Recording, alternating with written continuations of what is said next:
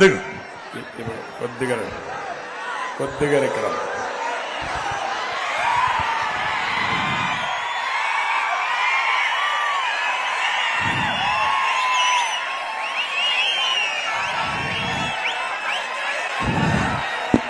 ఏం తమ్ముళ్ళు హుషారుగా ఉన్నారా?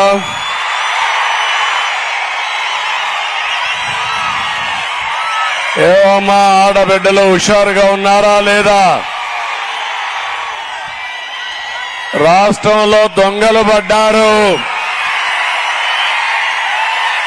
ఆ దొంగల్ని పట్టుకోవాలి మే 13వ తారీఖున. ఏం తమ్ముళ్ళు సిద్ధమా అని మిమ్మల్ని అడుగుతున్నా. ఈ రోజు నేను ఇక్కడికి వచ్చింది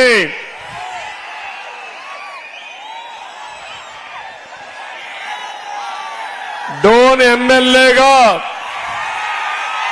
సూర్యప్రకాష్ రెడ్డి గారిని గెలిపించమని మిమ్మల్ని కోరడానికి వచ్చాను.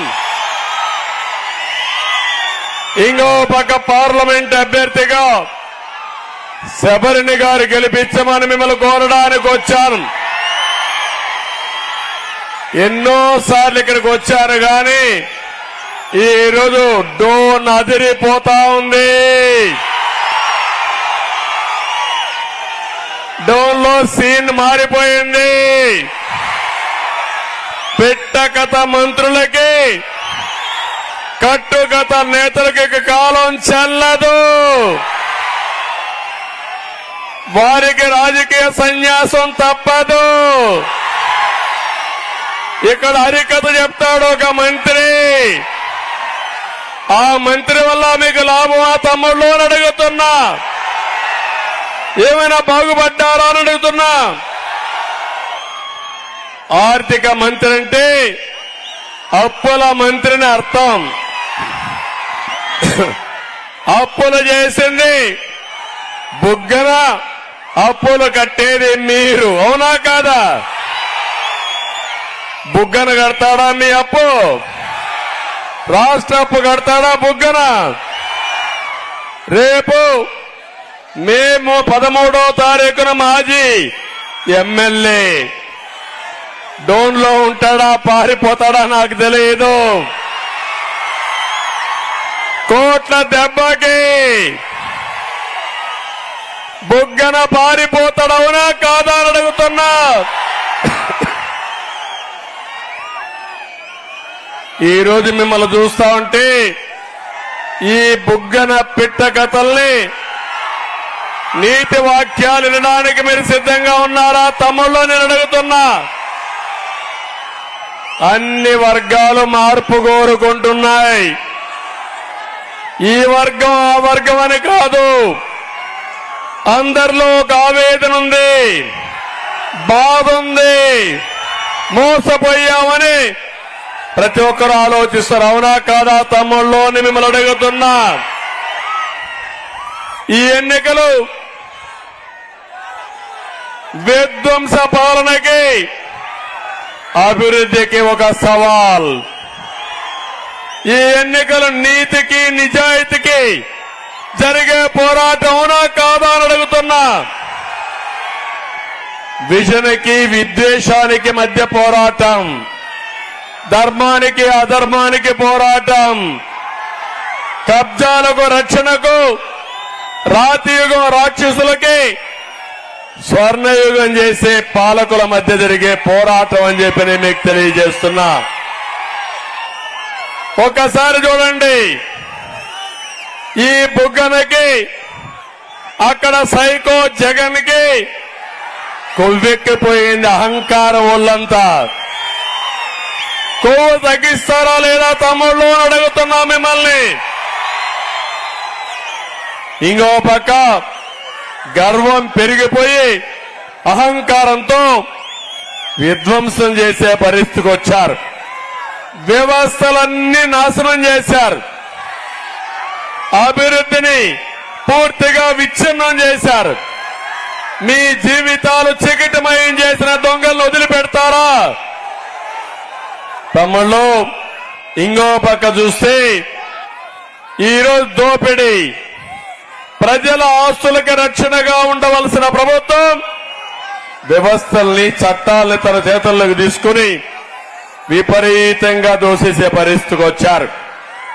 వీళ్ళు అనుకున్నారు శాశ్వతంగా ఉండిపోతామనుకున్నారు, మరిచిపోయారు 5 ఏళ్లకు ఒకసారి మళ్ళా మీ దగ్గరికి రావాలని.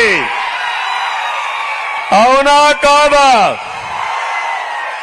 సైకో ముఖ్యమంత్రి పరదాలు కట్టుకొని తిరిగాడు. ఎన్నికల ముందు మీ దగ్గరికి వచ్చాడా లేదా? నెత్తి మీద చేయి పెట్టాడా లేదా? బుగ్గలు నిమిరాడా లేదా? ముద్దులు పెట్టాడా లేదా? తర్వాత పిడిగుద్దులే గుద్దులు, బాదుడే బాదుడు. అవునా కాదా తమ్ముళ్ళు అడుగుతున్నా మిమ్మల్ని. ఎప్పుడైనా సరే ఒక ముఖ్యమంత్రి అనేవాడు సెక్రటరీ సచివాలయానికి పోనవాడు ముఖ్యమంత్రి ఆ తమ్ముళ్ళు అని మిమ్మల్ని అడుగుతున్నా. 5 ఏళ్లలో ఎప్పుడైనా సచివాలయానికి వెళ్ళాడా అని మిమ్మల్ని అడుగుతున్నా.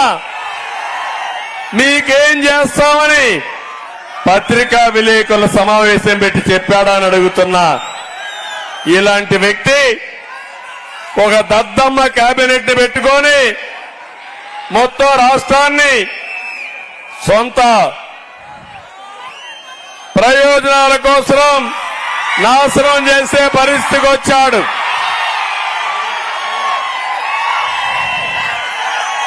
ఎక్కడ చూసినా బిల్డింగులంతా జనమే జనం. పోటీ పడి మా తమ్ముళ్ళు ఎంఆర్పీఎస్ కూడా ఆకాశానికి ఎగురుతున్నారు. ఇది చూస్తా ఉంటే నాకు అనిపిస్తుంది కాలం చెల్లిపోయింది వైఎస్ఆర్ కాంగ్రెస్ కి. రేపు మీ ఉత్సాహం చూస్తే డిపాజిట్లు కూడా గల్లంతయ్యే పరిస్థితుంది. చేస్తారా లేదా తమ్ముళ్ళు అని మిమ్మల్ని అడుగుతున్నా. నేను అడుగుతున్నా ఈ బుగ్గనని. పరిపాలన అంటే అప్పులు చేయడం కాదు బుగ్గన, హరికథలు చెప్పడం కాదు బుగ్గన, అభివృద్ధి చేయడం చేశాడా అని అడుగుతున్నా. ఆర్థిక వ్యవస్థని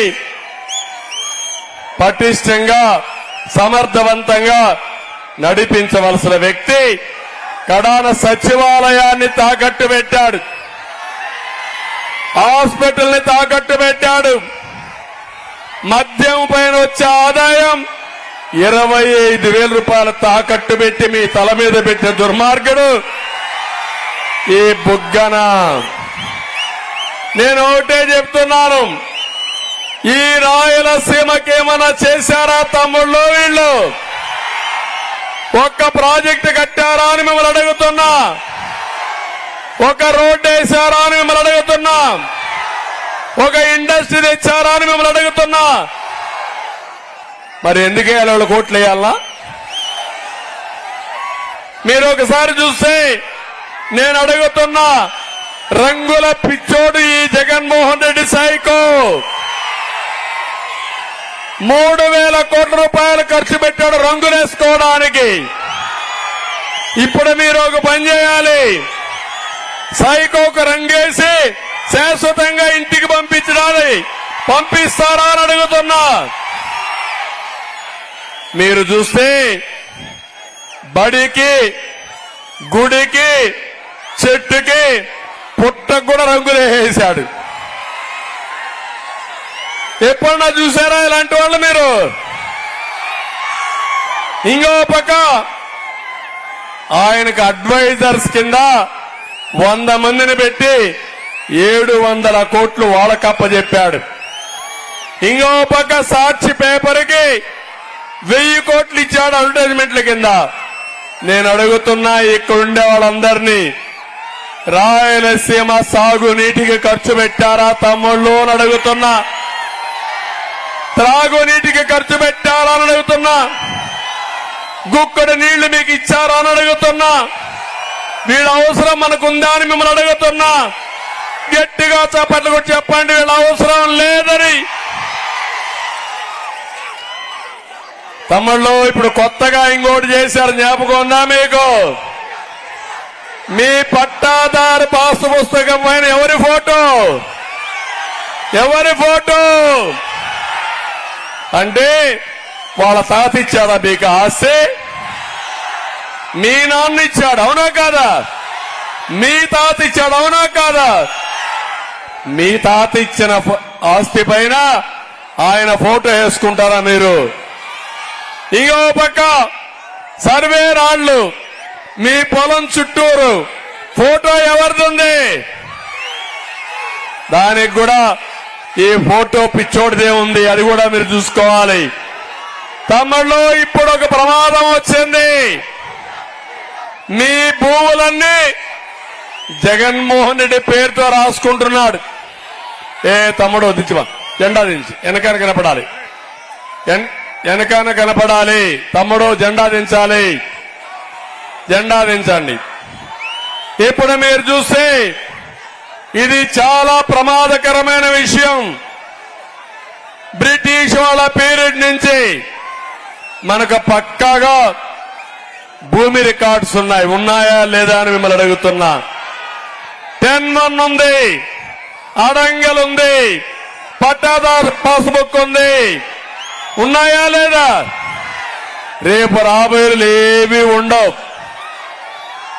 అన్ని ఆన్లైన్ లో పెట్టేస్తాడంట. జగన్మోహన్ రెడ్డి మీ నెంబర్ మారిస్తే మీ జాతకాలు మారిపోతాయి. మొన్ననే ఒంటిమిట్టలో ఒక చేనేత కార్మికుడి భూమి వేరే వాళ్ళ పేరు మారిస్తే ఏం చేయాలో దిక్కు తెలియకుండా, ఏమీ చేయలేకుండా కడాన రైలు కింద పడి ఆయన చనిపోతే కుటుంబ సభ్యులు ఇద్దరు ఆత్మహత్యలు చేసుకొని చనిపోయే పరిస్థితికి వచ్చారు. నేను అందుకే మిమ్మల్ని అందరినీ ఒకటే కోరుతున్నా, ఈరోజు మీ భూమి కొట్టేయడానికి ఈ సైకో ప్రణాళికలు తయారు చేసుకున్నాడు. తమ్ముడు నీకే నిలపాలి, నిలుపు, వెనకాన కనపడాలి, వెనకాన టీవీ ఉంది, నిలపాలి, పబ్లిక్ కూడా ఉన్నారు. ఈ రోజు మీరు చూస్తే ల్యాండ్ టైటిలింగ్ యాక్ట్ వస్తే అక్కడి నుంచి మీ భూమిని మీరు కాపాడుకోవాలి. రికార్డులు మార్చి దుర్మార్గులు ఎవరైనా పట్టా చేసుకుంటే మనం ఏమీ చేయలేని పరిస్థితి వస్తుంది. ఆత్మహత్య తప్ప వేరే గత్యంతరం లేదని చెప్పి నేను మీకు తెలియజేస్తున్నా. ఈ ప్రభుత్వం ఎంత చేతగాని ప్రభుత్వం అంటే ఆరోగ్యశ్రీకి 1500 కోట్ల రూపాయలు బకాయిలు పెట్టి మీ ఆరోగ్యాన్ని తాకట్టు పెట్టిన ప్రభుత్వం ఈ సైకో ప్రభుత్వం అని చెప్పి నేను మీకు తెలియజేస్తున్నా. 1-2 కాదు, నేను ఒకటే మిమ్మల్ని చెప్తున్నాను. 5 ఏళ్ల వైఎస్ఆర్ కాంగ్రెస్ పార్టీ వల్ల మీ జీవితాల్లో మార్పు వచ్చిందా తమ్ముళ్ళు అని అడుగుతున్నా. మీ ఆదాయం పెరిగిందా అని అడుగుతున్నా.